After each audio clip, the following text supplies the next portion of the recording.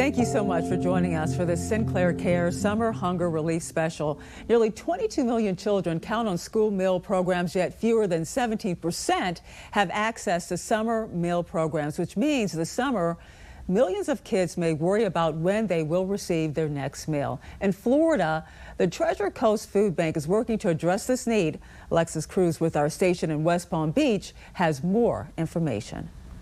We're at the Treasure Coast Food Bank, where they serve up to 250,000 people a week. This food bank has dozens of programs for people in need, and it starts right here in this huge warehouse. Let's show you around.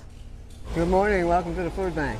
You can pull up by that young man over there. For some families here on Florida's Treasure Coast, these boxes of food are the only reason they are able to put dinner on the table. Unfortunately, the need has grown, and we try to respond to that growing need and really just help as many people as possible. Krista Garafola has been with the Treasure Coast Food Bank for 14 years. The mission means everything to her, and a small army of volunteers make it all work. We had about 10,000 volunteers come through our doors last year. They contributed about 45,000 hours, and that's the equivalent of about 20 full-time employees. It definitely gives me purpose. Catherine DeAndrea was a nurse for many years until she could no longer keep it up. Volunteering at the food bank gives her another chance to help others. It does a lot of things. It gets me out of the house, gives me purpose, and I'm helping people. And I believe that the organization is doing something that I would 100% support.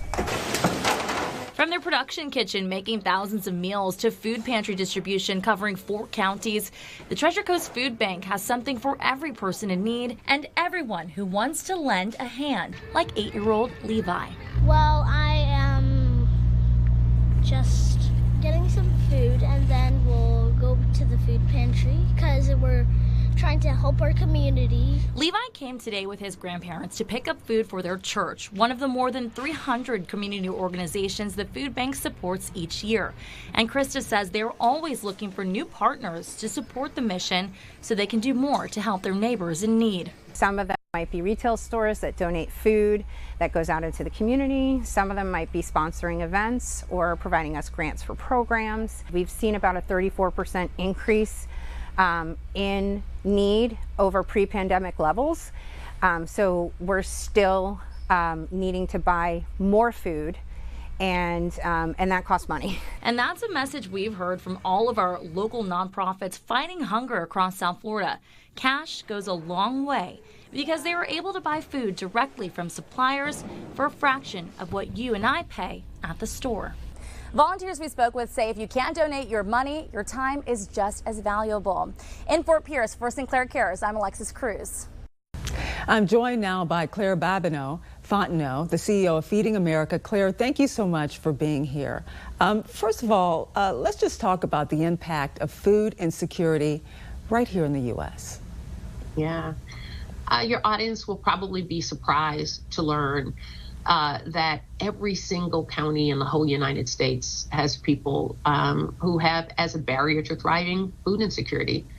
In fact, in 2022, which is the last USDA numbers on food insecurity, the rates are higher than they've been since the financial downturn of 2008, 2009. So right now, that means 1 in 7 people in this country are food insecure. When it comes to kids, that's 1 in 5, a staggering number. And it has an impact. Talk about that, whether it's on learning, attention. Absolutely. So getting access to nutritious food impacts everything that we want for our kids. It impacts their ability to learn.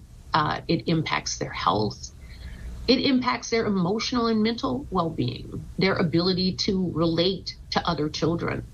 So as we think about ways to invest in our future, investing in making certain that kids have enough to eat is one of the principal ways that we can do that. And you talk about what your organization does. You said 5 billion meals a year.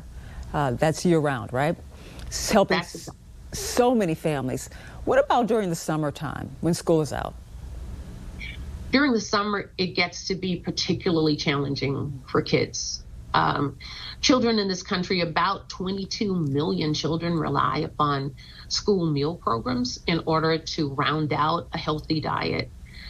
During the summer, those meal programs go away. So their ability to rely on that nutrition then can go away too, but for work like the work that we're doing with Sinclair, where communities across the country can participate in making sure that those gaps get filled for children during the summer months. You talk about the strain. I remember during the pandemic, so many people started to use food pantries just to get by. And then, of course, now you have inflation, the high cost of food. Are you still seeing that influx of people who need help? We are. In fact, demand is higher than it was during the peak of the pandemic. And the resources, some of those resources that were provided during the pandemic have in fact gone away. So we have less access to food and greater demand today than we did even in 2020, making this kind of work so critically important to making certain that those kids all across the country get the nutrition that they need. Now you talk about some of that funding. We all know COVID funding running out. What do you need from lawmakers right now? We need them to continue to do what we've seen them do uniquely well when it comes to hunger. This is not a partisan issue at its core. Everybody benefits when everyone get access to the food that they need to thrive. So we ask politicians to put aside parties, put aside the things that they don't agree with, to agree on this and make sure that all of our kids get the food that they need. Now, I'm pleased that that often happens. We've had so much bipartisan support throughout the pandemic. I'm hopeful that as the general public and Congress comes to understand that the crisis is not over, that people continue to need support, that they're going to stand up and they're going to help again. Thank you so much, Claire, for all you do and for Feeding America, helping families across this country. My pleasure. And you can help provide meals to families and children this summer. Just scan the QR code on your screen or go to sinclaircares.com. Every dollar donated helps provide at least 10 meals at local food banks. But don't go anywhere. When we return, we'll hear from a mother about how a Maryland food bank helped her family through those tough summer months. We'll be right back.